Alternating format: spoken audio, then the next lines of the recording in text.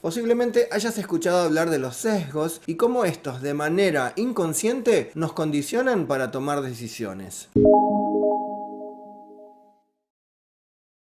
En este video vamos a examinar algunos que pueden estar operando durante los procesos de recruiting o de selección en una organización, y te vamos a presentar 4 métodos que podemos usar para ser más conscientes de nuestros sesgos y generar procesos de selección más equitativos e inclusivos. Como siempre, antes de empezar te invitamos a que te suscribas a este canal y que lo compartas con todas las personas que quieras. Empecemos entonces revisando qué entendemos por sesgos. Los sesgos cognitivos funcionan como filtros a través de los cuales percibimos la realidad que nos rodea. Proceden de nuestra educación, nuestra historia, nuestra vida, nuestra familia. En definitiva, son los prejuicios de toda la vida. Todas las personas los tenemos y nos sirven para tomar decisiones velozmente, ya que los interpretamos como verdades absolutas. Sin embargo, cuanto menos conscientes seamos de nuestros propios sesgos, mayor es la posibilidad de que nuestros comportamientos y actitudes sean menos inclusivas y equitativas. Estos son algunos de los sesgos que se ponen en juego en el momento de la selección. Sesgo de confirmación. Es la tendencia a recordar, prestar atención o buscar información para confirmar algo que ya conocemos o ya sabemos. Asimismo, también lo opuesto, es decir, la tendencia a omitir o olvidar aquello que confronta nuestra creencia.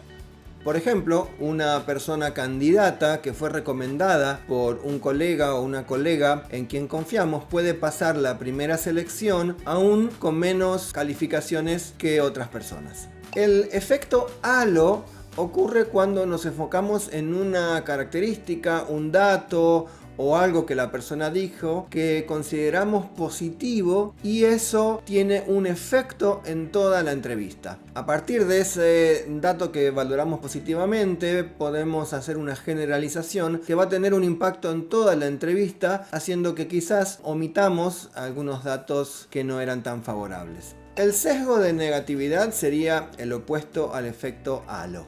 Es decir, una característica que ponderamos negativamente puede tener un efecto negativo en todo el desarrollo de la entrevista con esa persona. Por ejemplo, si creemos que la universidad donde esa persona asistió no es buena, o si trabajó para una organización que no creemos interesante y decidimos no avanzar con esa postulación. El sesgo de anclaje o contraste sucede cuando conocemos o conocimos una persona que desarrolló muy bien el rol para el que estamos realizando la selección. Es muy probable que comparemos inconscientemente a la persona candidata con quien desarrolló el rol en el pasado, poniendo especial énfasis en encontrar esas características que a mí me gustaban de la otra persona y quizás pasando por alto algunas otras que podrían aportar valor a la función.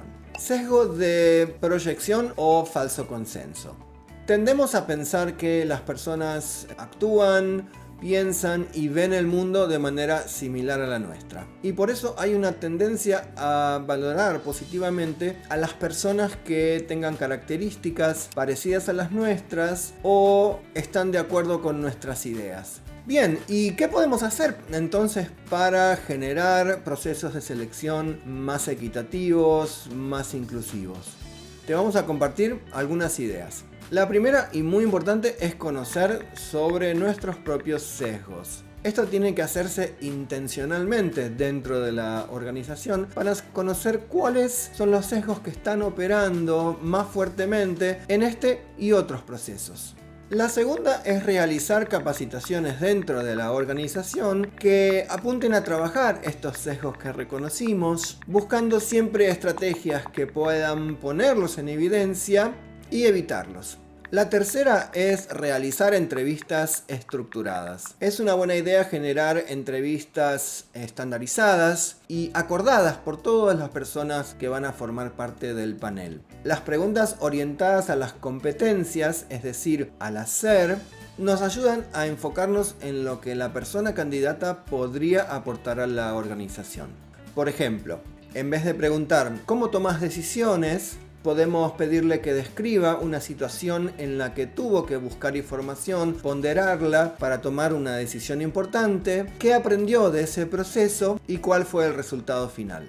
Para esto es importante generar acuerdos con todas las personas del panel sobre cuáles son las competencias claves que vamos a estar buscando para ese rol. La cuarta es generar paneles diversos con personas de diferentes sectores de la organización. Esto nos puede ayudar a tener una diversidad de perspectivas sobre las personas que estamos entrevistando. Puede proponerse que tomemos nota y que después de la entrevista le pongamos o le asignemos un puntaje a partir de lo ya acordado. También es recomendable tomarse un tiempo después de concluida la entrevista para compartir las impresiones, escuchar los puntos importantes seleccionados por las demás personas, agregar información y también preguntar.